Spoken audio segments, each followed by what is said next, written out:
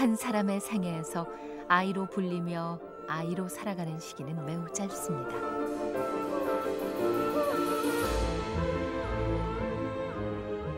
그 짧은 시기 동안 한 인간의 가장 많은 것이 결정된다는 것을 우리는 때때로 잊곤 합니다.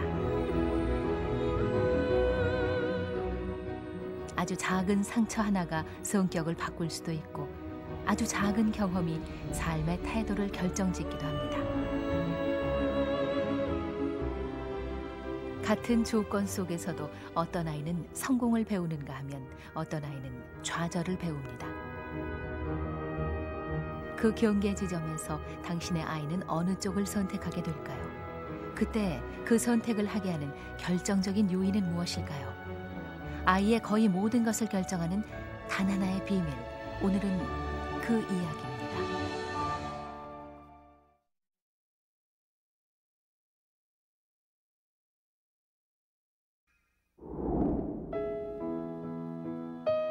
오늘 아이들은 엄마가 되고 아빠가 됩니다. 조금은 긴장하셔도 좋습니다. 아마도 당신은 당신의 얼굴을 보게 될 것입니다. 자, 준비. 네, 돌았습니다. 큐. 아이, 너 오늘 왜 그래? 아니 아빠 학교에서 돌아오는 아이는 매우 화가 나 있습니다. 선생님이 되게 화나게. 왜 화나게 하는데? 우리 반 반장 걔만 이뻐한다니까. 걔는 그냥 하는 일이 떠드는 애들 이름이나 적고 아 맞다 청소도 안 시켜. 그러면 자, 이때 당신이 보인 반응은 어떤 것이었습니까? 물론 아이가 화가 난 상황은 달랐을 수도 있습니다. 그러나 이제 아이들이 보일 반응은 평소에 당신이 아이에게 보인 태도를 그대로 반영한 것입니다. 아무리 그래도 선생님이 나쁘다 그러면 안 되지. 나중에 너 공부 제대로 안 하면 평생 못 살아. 네가 못하니까 그런 거야.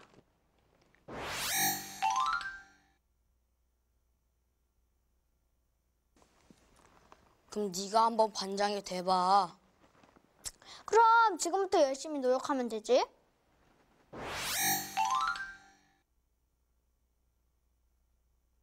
뭐 그런 선생님이 다 있어? 그치.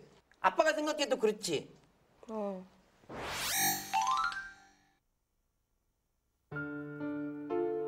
떠드는 애들 이름이나 적고 네가 잘못한 거 아니야? 평생 못 살아. 걔만 이뻐한다니까. 선생님은 어른이니까. 웃기든지 뭐 청소도 안 시켜. 친구들이 널 좋아하잖아. 네가 한번 반장이 돼봐. 그날 당신이 보인 태도가 아이의 무엇인가를 결정하고 있었습니다. 자, 그럼 이제 맨 처음 아이들을 만나는 순간부터 이야기를 시작해 볼까요? 아이들을 만나기 전 200개의 시계와 200권의 수첩이 준비됐습니다.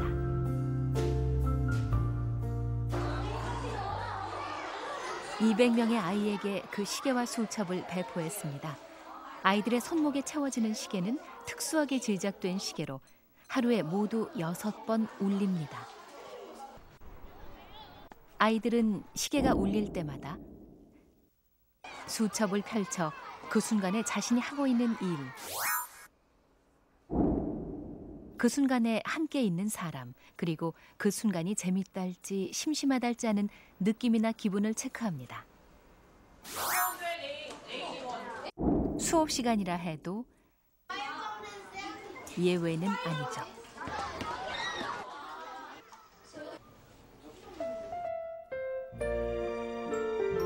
이것은 경험 표지법이라 불리는 조사 방법으로 이걸 통해 아이들의 행동과 심리적 특성이 측정됩니다. 동시에 같은 아이들을 대상으로 생활의식 조사를 병행했습니다. 조사팀은 이제 아이들의 특정한 성격 요소 하나를 뽑아낼 겁니다. One of those very key elements of success in life. 도대체 그 요소가 뭐기에 자기 자신을 제대로 사랑할 수 있는 방법이다. 이토록 중요하다는 걸까요? 모든 행동의 근원이 되는 핵심적인 인간 행동의 특성이다. 200명 대상 중 최종적으로 조사에 성공한 아이는 126명. 두 가지의 조사 방법을 통해 이 아이들에게서 얻고자 했던 건 그토록 중요하다는 그 요소. 바로 자존중감, 즉 자존감 지수였습니다. Self-esteem is basically a collection of our beliefs about ourselves. And the two main concepts that deal with that are self-worthiness. I am a valuable person who is valuable for receiving love, for receiving other people's care. The other part is competence. I am a capable and able person who is able to do the tasks that are in front of me. That would be define the self-esteem. 126명 중에서 가장 자존감 지수가 높은 아이 6명과 낮은 아이 6명을 뽑았습니다. 과연 이 아이들은 어떤 차이가 있을까요? 자, 이제 자존감이 부리는 마술 속으로 들어갑니다. 맨 먼저 두 그룹의 아이들에게 스스로 생각하는 자신의 모습, 즉 신체상을 그려보도록 했습니다. 그림을 그리는 방법은 전적으로 아이가 결정합니다. 종이의 크기도 다 다르죠. 어떤 아이는 큰 종이를, 어떤 아이는 작은 종이를 고르는군요. 무엇으로 그릴지 그 또한 아이가 결정합니다. 색연필이나 파스텔, 볼펜, 연필 등이 준비됐고 아이들은 자신을 그리기에 가장 적합하다고 생각되는 도구를 선택합니다.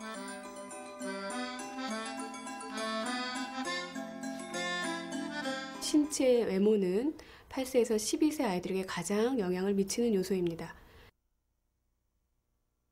어떤 크기의 종이를 선택하는지, 그리고 그 안에 또 어떤 모습으로 어떤 크기로 자신이 묘사되는지, 그리고 어느 정도 진하게 또는 아주 흐리게 힘없이 그려졌는지, 다양한 색이 사용됐는지, 운동성이 어떻게 되었는지, 전체적인 인상, 이런 것들을 함께 살펴보는 것이 관찰 포인트입니다. 일단 종이의 크기부터 다 다릅니다. 자신을 크게 그린 아이와 작게 그린 아이, 힘을 주어 그린 아이와 부드럽게 그린 아이, 다양한 색을 쓴 아이와 담백하게 그린 아이.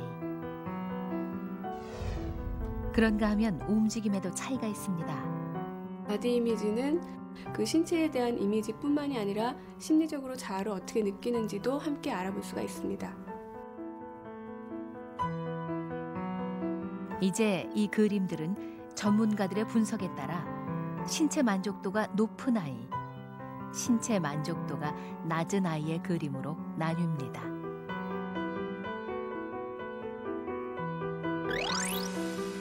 그렇게 나뉜 그림을 자존감과 비교하자 놀라운 결과가 나타났습니다. 단 2명을 뺀 나머지 아이들이 모두 자신의 자존감과 신체상이 일치했습니다.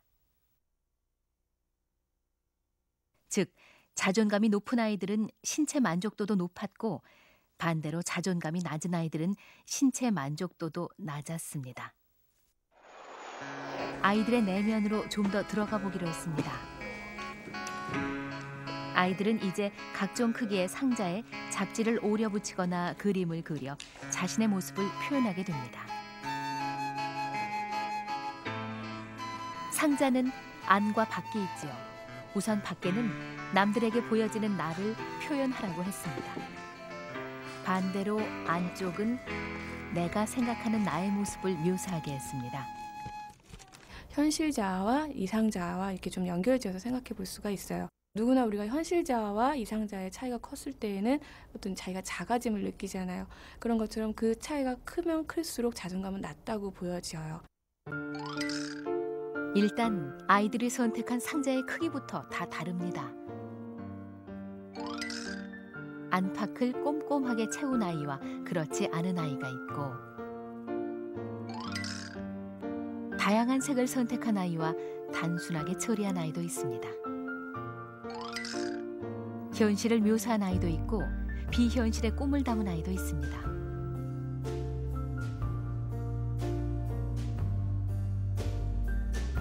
기억하시죠? 이 중에는 자존감이 높은 아이 6명과 낮은 아이 6명이 있습니다. 그 아이들은 자아상에서도 차이를 보일까요?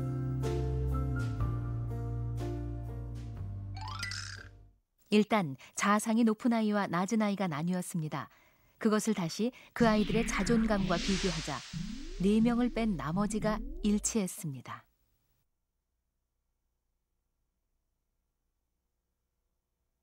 자존감이 높은 아이는 자아상도 높았고 자존감이 낮은 아이들은 자아상 역시 낮았습니다.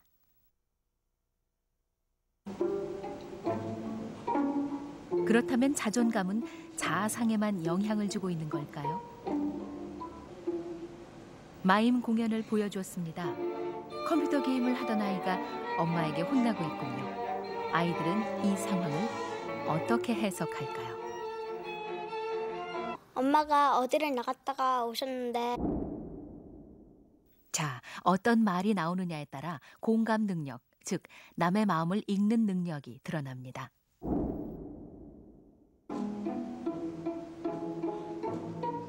남의 생각을 잘 읽어내고 존중하는 마음, 그게 있는 사람과 없는 사람의 삶은 매우 달라집니다.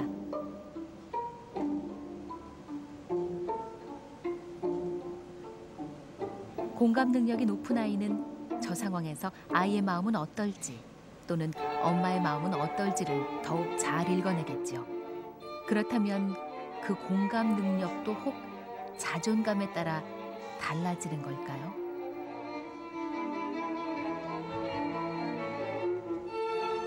아이들이 만일에 처음부터 너무 나는 사랑받지 못하고 나는 이게 어려움이 많아, 나는 정말 너무 나는 미움을 받고 크고 있어, 많이 예를 들자면 이렇게 생각하고 있는 아이들은 미처 다른 사람의 그 어떤 생각이나 이런 것들을 제대로 읽을 만한 에너지가 없습니다. 그렇기 때문에 자꾸 이제 왜곡되죠. 그거는 공감 능력이 없는 거죠. 예, 그러니까 이렇게 자꾸 오해가 오해를 불러일으켜서 건강한 관계를 맺는 것에 좀 어려움을 초래하게 되어집니다. 자존감이 높은 아이와 낮은 아이는 저 아이와 엄마의 상황을 이해하는데 어떤 차이를 보일까요? 게임을 더 하고 싶은 것 같아요. 왜냐하면 컴퓨터 게임은 재밌고 신나기 때문에요. 겉으로 드러난 사실에만 치중하는군요. 애가 숙제만 안 하고 게임부터 하니까 좀 화가 나서. 숙제를 시키려는 엄마의 마음까지는 읽지 못하고 있죠? 게임을 하고 싶은데 못하게 해서 좀 짜증이 났을 것 같아요. 아직 깊은 수준의 공감까지는 어려워 보이네요. 자기가 하고 싶은데 뺏어가면은 막 짜증나니까요. 막 더 막 울고 싶고 그래요. 아이의 감정을 한결 더 구체적으로 파악하고 있습니다. 자기 아들이 공부를 열심히 했으면 좋겠는데 공부할 생각을 안 하고 그냥 집에 들어와서 게임만 하고. 엄마의 감정과 내면을 충분히 이해하고 있군요. 이 아이들의 반응에 따라 전문가는 아이들의 공감 능력을 분석하게 됩니다. 드디어 공감 능력이 높은 아이와 낮은 아이가 나뉘었습니다. 이것을 다시 그 아이들의 자존감과 비교하자 이번에도 단 2명을 뺀 나머지가 일치했습니다. 즉, 자존감이 높은 아이는 남을 이해하는 공감 능력도 높았고 자존감이 낮은 아이는 공감 능력도 함께 낮았습니다.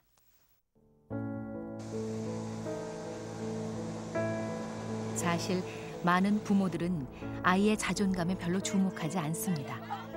그러나 그 자존감이 자아상이나 공감 능력에 그대로 나타난다는 것은 상당히 놀랍습니다. 실험은 계속됩니다. 이번에는 리더십입니다. 과연 리더십도 자존감과 관련이 있을까요? 함께하게 될 활동은 여기에 준비되어 있는 텐트를 함께 완성해 볼 거예요. 친구들과 상의해서 완성하도록 하겠습니다. 자존감이 높은 아이와 낮은 아이를 섞어 3개 조로 나눈 뒤 텐트를 세워보도록 했습니다.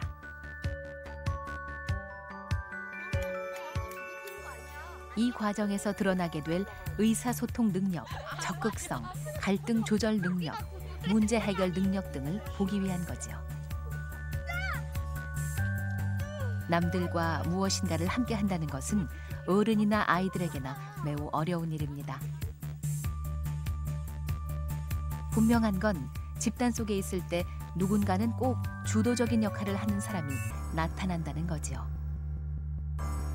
다른 사람들이 각각 자기 목소리를 낼 수 있도록 배려해주면서 각 사람이 가지고 있는 긍정적인 면을 잘 찾아주고 존중해주면서 그걸 잘 조합해내서 결국에는 원하는 그런 어떤 결과까지 이거를 도출해낼 수 있도록 그 과정을 함께 잘 끌어가는 거. 예, 그런 것들이 이제 리더십이다. 역시 주도적인 아이가 먼저 눈에 띕니다. 됐어, 야, 너가 꽂아, 너가. 물론 주도적이라고 다 리더십이 좋은 건 아닙니다. 아, 이거 빼야 된다니까, 잠시. 맞아.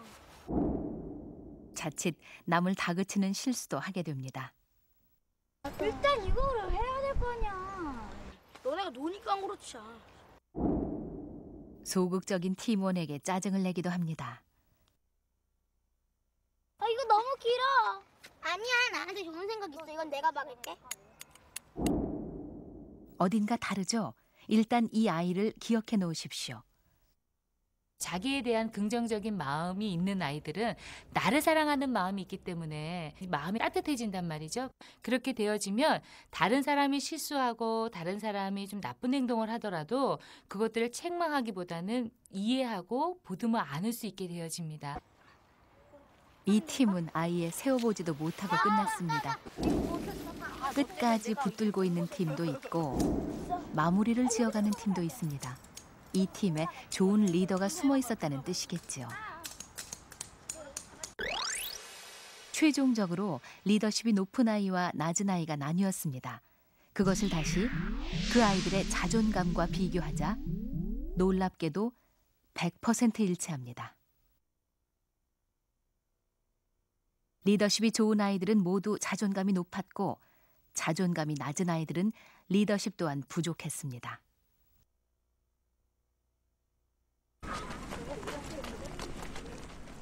또 다른 과제를 주었습니다. 2인 1조로 물 나르기 게임. 아이들에게 자신이 성공할 거라고 생각하는지를 먼저 물었습니다. 모르겠어요. 이길 것 같아요. 잘 모르겠어요. 이길 것 같아요. 70%. 저는 이기고 싶어요. 50%? 질 것 같아요. 60%? 자신의 성공을 믿는 아이와 질 것 같다며 겁을 내는 아이. 이런 자세는 이후 행동과 어떻게 연결될까요? 이길 것 같다고 한 아이는 모두 이겼습니다. 이것을 다시 자존감과 비교하자 단 2명을 뺀 나머지가 일치했습니다.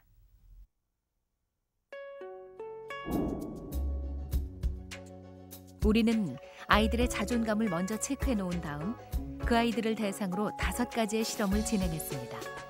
자존감이 그 아이의 다른 성격 분야에도 관련이 있는지를 알아본 겁니다.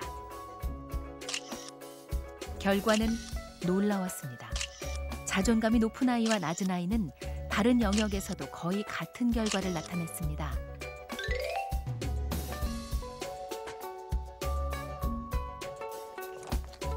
그렇다면 자존감이 높은 아이와 낮은 아이의 일반적인 특징은 어떤 걸까요?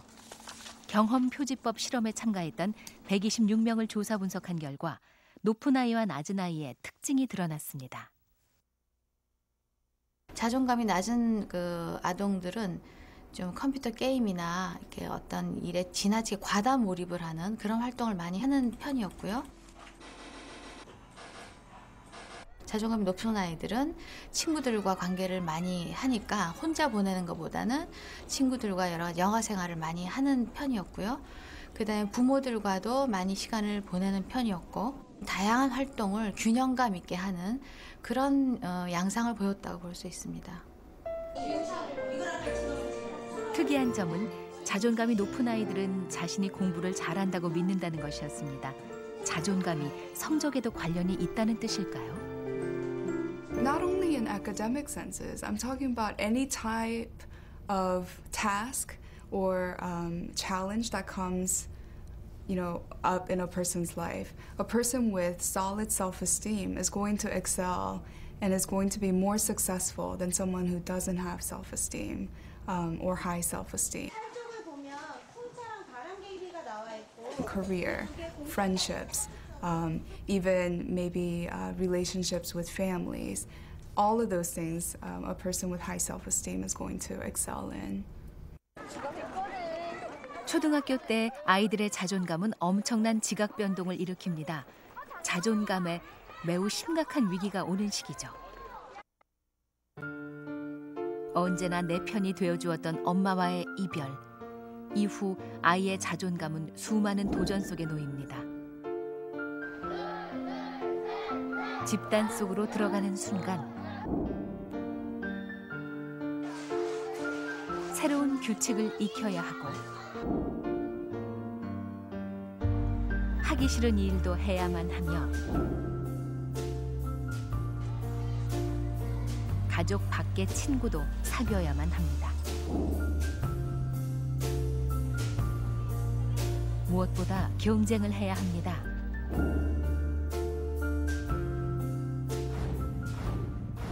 이런 변화된 환경은 한마디로 자존감의 시험대와도 같습니다. 외부 자극을 이겨내는 힘이 있느냐 없느냐는 바로 그 아이의 자존감이 결정합니다.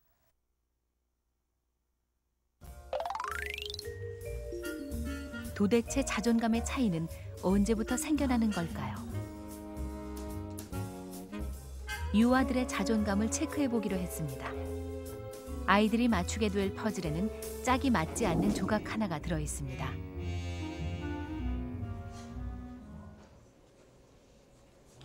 첫 아이가 들어옵니다. 이 정도의 나이만 돼도 아이들은 이미 자신만의 자존감이 형성된 상태. 퍼즐을 본 아이는 흥미를 보입니다.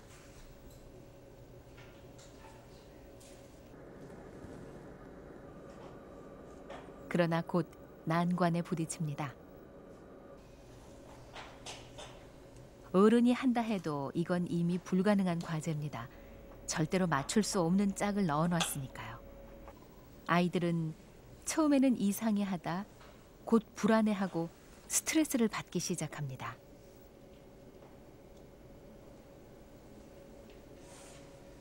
제한 시간 10분이 지난 후 선생님이 개입합니다. 지윤아, 미안. 선생님이 잘못된 조각을 줬어. 이 조각으로 한번 다시 해볼까? 이제야 해결이 됩니다. 잠시 후 아이들에게 6개의 표정을 주고 과제를 마친 지금의 기분이 어떤 것인지를 골라보라고 합니다. 이것이 이 아이들의 자존감입니다. 3명은 기분 좋은 표정을, 3명은 좋지 않은 표정을 골랐습니다.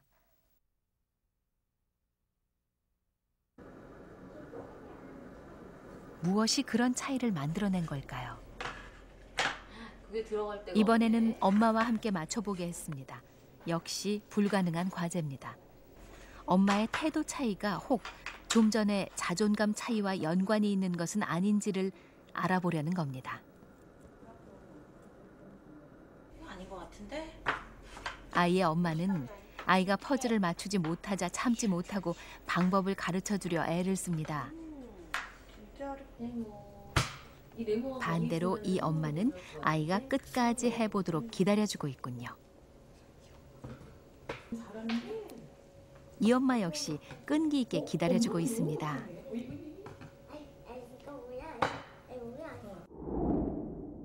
스스로 하도록 기다려준 두 엄마의 아이들.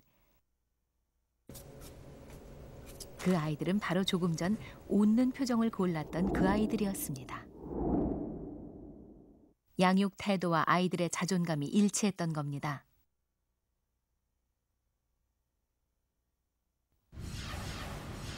실험에 참가했던 12명의 아이들 기억하시죠? 이 아이들의 자존감과 부모와의 연관은 어떨까요? 학교에서 무슨 일 있었니? 부모의 역할을 해보았던 역할극. 이때 아이들이 대신 보여준 부모의 태도는 크게 3가지 방식입니다.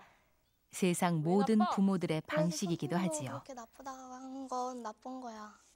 네가 잘못을 하니까 걔가 네 이름을 적은 거 아니야. 나중에 너 공부 제대로 안 하면 평생 못 살아. 아무리 그래도 선생님이 나쁘다 그러면 안 되지. 비판하기. 부모들이 흔히 취하는 태도입니다. 그러면 네가 선생님을 기쁘게 해드려봐. 친구들하고 같이 놀면은 친구들이 널 좋아하잖아. 그럼 반장 뽑을 때도 널 잘 뽑지 않을까? 이 역시 부모들이 쉽게 보이는 태도지요. 첫 번째 비판하기와 그다음에 두 번째 문제 해결 방법을 제시해준 논리적으로 설득하는 거 이런 것들은 아이들하고 대화를 할 때 아이들에게 어떤 마음을 주냐면 나는 무능력하구나. 나는 정말 나쁜 아이네. 내가 할 수 있는 일이란 없네. 이런 마음을 주기 때문에 아이들의 자존감에 손상을 좀 줄 수 있게 되어집니다. 떠든 애들 이름이나 적고 네가 잘못한 거 아니야? 평생 못 살아. 걔만 이뻐한다니까. 선생님은 어른이니까. 웃기든지 뭐 청소도 안 시켜. 친구들이 널 좋아하잖아. 네가 한번 반장이 돼봐. 그렇다면 아이들이 부모로부터 가장 듣고 싶어하는 말은 무엇일까요? 뭐 그런 선생님이 다 있어? 그치. 아빠가 생각해도 그렇지. 일단 아이의 감정에 공감을 해주는 태도입니다.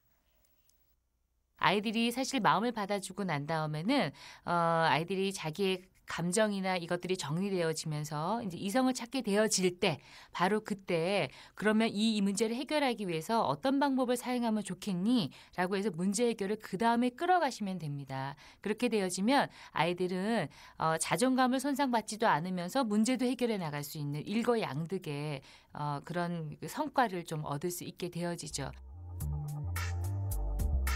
이번에는 아이의 부모들의 자존감 지수를 체크해봤습니다.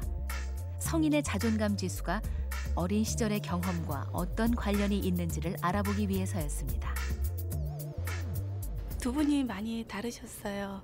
아버지는 따뜻하고 정이 많으셔서 늘 항상 함께 놀아주시고, 어머니께서는 좀 무뚝뚝하시면서 아들, 딸 차별을 많이 하셨어요. 많이 교육을 시켰어요. 앉혀놓고.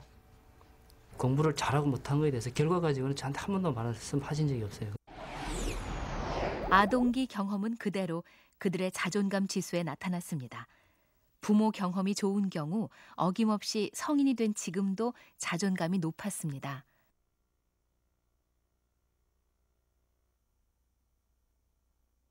조금은 무섭다는 생각이 들지 않습니까?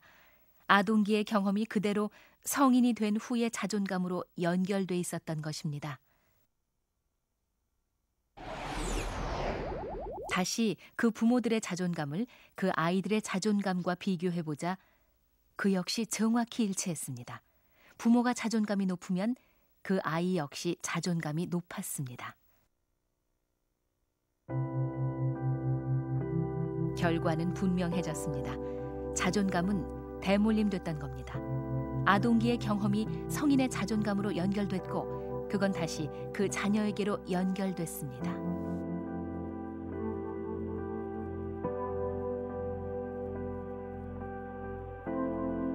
갓 태어난 상태의 자존감은 완벽하게 차 있거나 완벽하게 비어 있는 상태가 아닙니다. 대단히 가변적인 상태라는 거지요.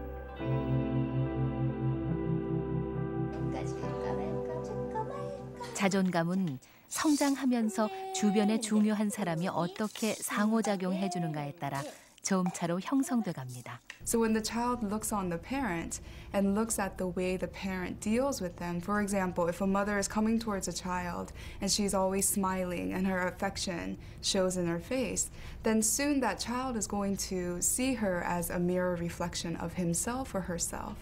So they learn to define who they are by what they see in the mirror. This is how self-esteem begins. Secure attachment has a lot to do with self-esteem. 그러나 언제나 사랑 가득한 얼굴로만 대할 수 없는 게 아이들이지요. 생후 1년이 되면 아이들의 호기심은 폭발적으로 증가합니다. 닥치는 대로 열어보고 만져보고 헤쳐보려 합니다. 고장내놓고 부숴놓고 흩뜨려놓고 그게 아이들의 일입니다. 그때 부모의 고민도 함께 시작됩니다. 이 시기에 부모가 저지르게 된 바람직하지 않은 양육 태도가 두 가지가 있는데요. 한 가지는 이렇게 해야 돼 라고 부모가 아이를 이렇게 발달시키겠다는 목표를 가지고 부모 의도대로 아이를 막 몰고 가는 거예요. 강압적인 태도는 아이의 자존감 형성에 치명적입니다.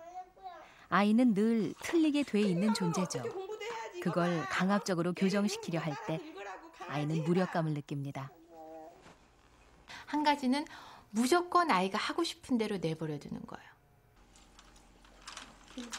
강압적인 태도 못지않게 위험한 태도입니다.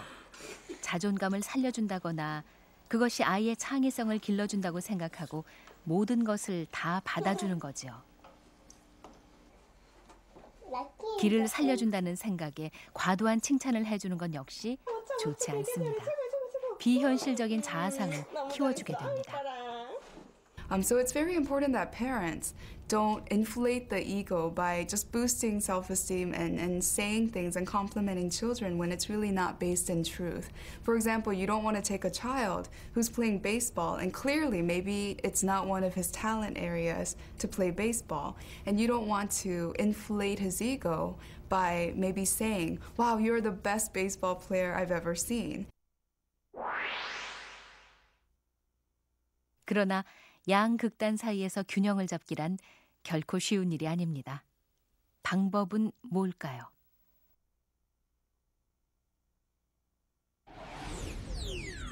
다시 12명의 아이들로 돌아가 봅니다. 부모의 동의를 얻어 드디어 자존감이 가장 낮게 나온 아이 소연이를 공개합니다. 소연이의 자존감은 자아에 대한 개념이나 공감 능력, 리더십, 성취욕 등에 그대로 연결되고 있었습니다. 낮은 자존감이 다른 분야에도 지속적으로 영향을 주고 있었던 겁니다. 소연이의 자존감이 낮은 원인을 찾아보기 위해 전문가가 분석에 들어갔습니다. 심리검사를 비롯해 다양한 방식으로 소연이의 내면을 분석합니다. 구체적으로 표현해달라고 했을 때 얘기를 안 한다거나 이런 부분들을 봐서는 자신감이 이렇게 높아 보이지는 않고요. 그리고 공허하다는 느낌을 좀 많이 받았고 친구를 그리워하는데 아직은 지금 친구를 만날 기회가 그렇게 많지 않다. 어떤 여건에 의해서 그게 잘 안 된다라는 거. 그래서 자기 감정이 많이 억압되어 있고 억제되어 있다라는 느낌을 이제 많이 받았습니다. 이유가 있어? 소연이는요, 그냥 아기 때부터 순하다는 소리를 많이 들었어요. 이렇게 엄마한테 보채고 이런 거는 그렇게 많지가 않고. 타고난 기질도 소연이의 자존감에 상당히 영향을 준 것 같습니다. 기질 자체가 소극적인 것이죠. 친한 애들만 이렇게 어울리고 그러지 쉽게 이렇게 다른 애들하고 어울리지는 못하는 것 같아요. 그래서 그런 성격 변화를 많이 시켜주려고 했는데 잘 안 바뀌어지더라고요. 기질이 그렇다 해도 혹 부모의 영향은 없었을까요? 야, 그쪽으로 방하면 좀 이상하지 않나? 확실을 해야지. 저쪽으로 방하면 네 방은 꾸며야 된다. 엄마와 함께하는 놀이를 통해 평소 소연이를 대하는 엄마의 태도를 엿볼 수 있었습니다. 아이가 하고 싶어도 그것을 하지 못하게끔 저지하는 경우가 있었고요. 그다음에 많이 지시적이다라는 거, 그다음에 판단을 하시고 약간의 비난도 들어가고. 많이 교육을 시켰어요. 앉혀놓고. 앉아봐. 엄마의 유년기 경험은 그대로 소연이에게 이어졌습니다. 엄마는 지금도 머리를 빗겨줄 정도로 소연이의 모든 것을 관장합니다. 가뜩이나 소극적인 기질을 타고난 아이를 더 소극적으로 만든 거지요. 친구들이랑 놀 때는요, 많이 밖에 나가자 그러는데요. 친구들이 버스 타고 좀 어디 가자 그러는데요. 엄마가 그런 걸 안 해주니까 혼자서 거기까지를 못 보내요. 불안해서. 그래서 데리고 다니는 거예요. 시간을 거꾸로 돌릴 수도 없고 이제 어떻게 해야 할까요? 이미 영유아기를 거치며 자존감은 상당히 굳어진 상태입니다. 그렇다면 한 번 형성된 자존감은 어쩔 수 없는 걸까요? 좀 방향을 바꿔 이번에는 최대한 비슷한 환경에서 자라고 있는 초중고 아이들의 평균 자존감을 비교해봤습니다.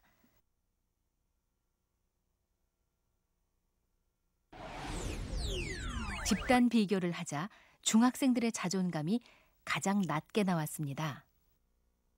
과거에는 보면 중학교까지 올라가도 고등학교 때 내려갔거든요. 그건 왜냐하면 과거에는 고등학교 때부터 학교 공부를 시작했잖아요. 많이. 근데 이제는 중학교 때 이미 대학에 대한 압력, 공부에 대한 압력 이런 것들이 작용하기 때문에 좀 그게 변하고 있지 않나. 왜냐하면 자존감이라는 건 타인과의 비교잖아요. 스트레스 지수를 조사해보자 이번에는 정반대의 결과가 나왔습니다. 스트레스 정도에 따라 자존감이 시기마다 변하고 있었던 겁니다.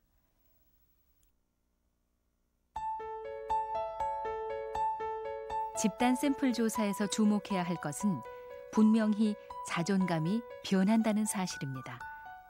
자존감은 이미 영유아기 때 상당 부분 고착되지만 주변 상황에 따라 끝없이 올라가기도 하고 내려가기도 합니다.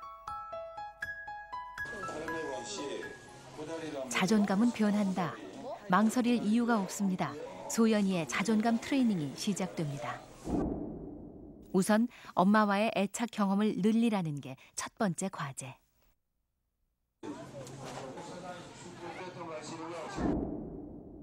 소연이의 결정권을 존중해주는 건 역시 중요합니다. 하고 싶어 할 때 기회를 주는 것도 중요하죠. 그때는 이렇게 말고 이렇게. 그러나 엄마의 옛날 습관이 나오고 마네요.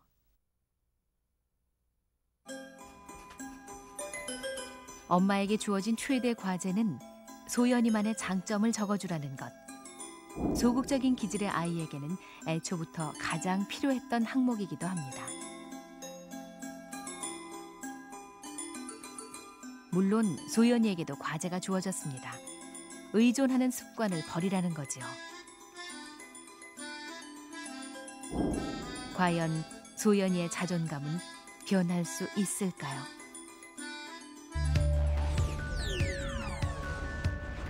트레이닝이 진행되는 사이 소연이와 달리 자존감이 높게 나왔던 3명의 아이들을 만나보죠. 세 아이의 높은 자존감은 자아에 대한 개념이나 공감 능력, 리더십, 성취욕 등에 그대로 연결되고 있었습니다. 그렇다면 이 아이들의 높은 자존감은 어떻게 형성되었을까요? 저는요, 어릴 때도요, 공부를 할 때는 하고요, 놀 때는 실컷 놀아라 그래 나가서 바깥에 갔어요. 일단 하고 싶은 것을 최대한 허락해주는 전략이었군요. 하고 싶으면 하고 하기 싫으면 하지 마라 그랬어요. 하기 싫으면 억지로 할 필요 없다 그랬어요. 그렇지만 엄마가 너 하면은 그에 대한 책임은 내가 뒤는 봐준다 그랬어요. 무언가를 하다 틀려도 최대한 개입을 하지 않았다는 것도 이들의 공통점입니다. 지금도 보면 어른인데 제가 해야 될 일을 본인이 자꾸 하려고 할 때 좀 자제하고 싶은, 제재를 하고 싶은데도 불구하고 그래 한번 해봐라. 캐비만 가지고 쓰니까 부모가 새로운 경험의 기회를 의식적으로, 주기적으로 제공했다는 것도 이들의 특징입니다. 너가 할 일을 해가면서 차츰차츰 성숙해지니까 틀에 박힌 것보다 너희들 머리에서 생각하고 싶은 대로 한번 해라. 세 아이 교육법에서 드러난 가장 큰 공통점, 눈치채셨습니까? 핵심은 성공의 경험이었습니다. 무엇인가를 스스로 완성지을 때 느끼는 성공의 경험은 이 시기 아이들에게 결정적인 영향을 끼칩니다. 스스로가 주도하는 그런 과제를 성취해서 느끼는 만족감과 희열을 그 아이가 아주 의미 있게 받아들인다면 자기 효능감이 생기게 되고 그게 이제 더 동기부여를 시키는 겁니다. 그때 도파민이 굉장히 중요한 역할을 하죠. 도파민은 꽤나 신기한 물질이어서 뇌가 새로운 경험을 하며 쾌감을 느낄 때 분비됩니다.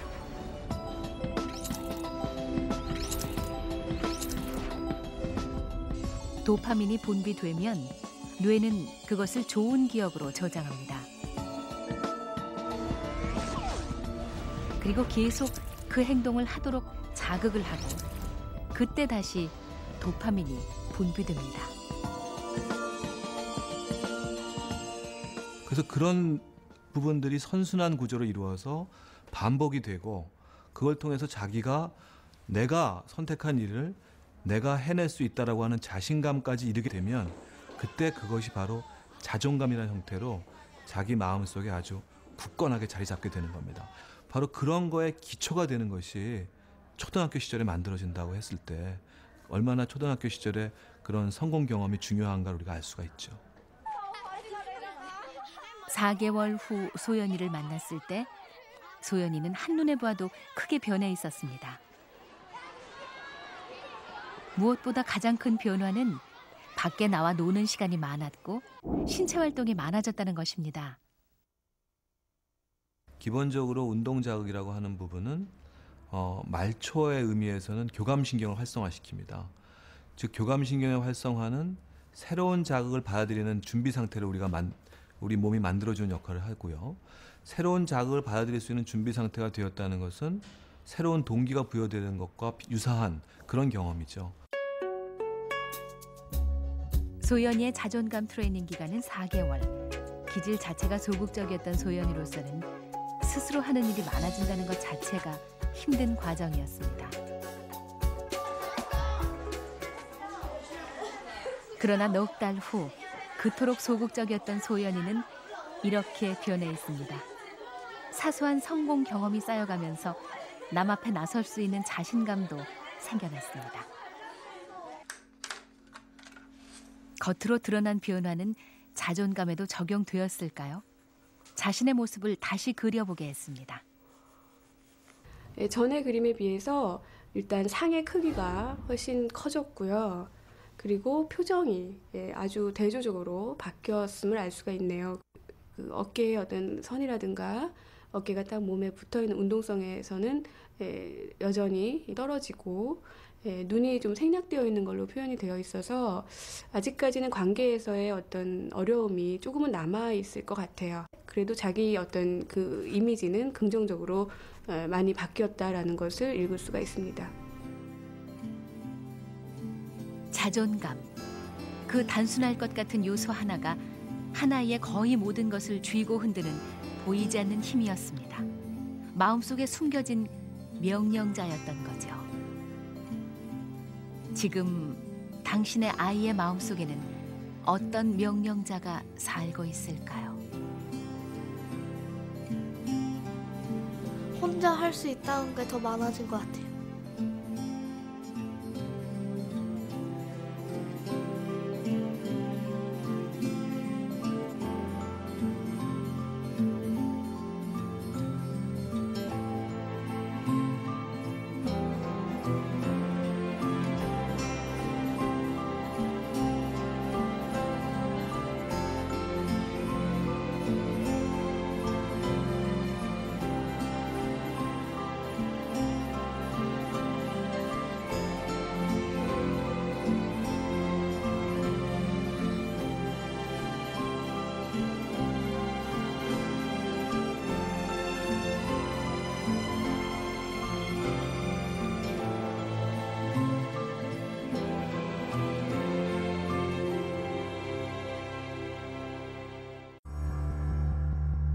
성공한 사람들의 뇌에는 특별한 것이 있다.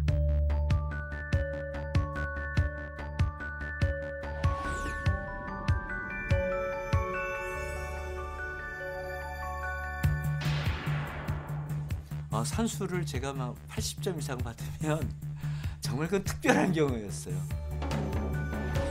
왜 하나를 잘하면 하나는 못하는가?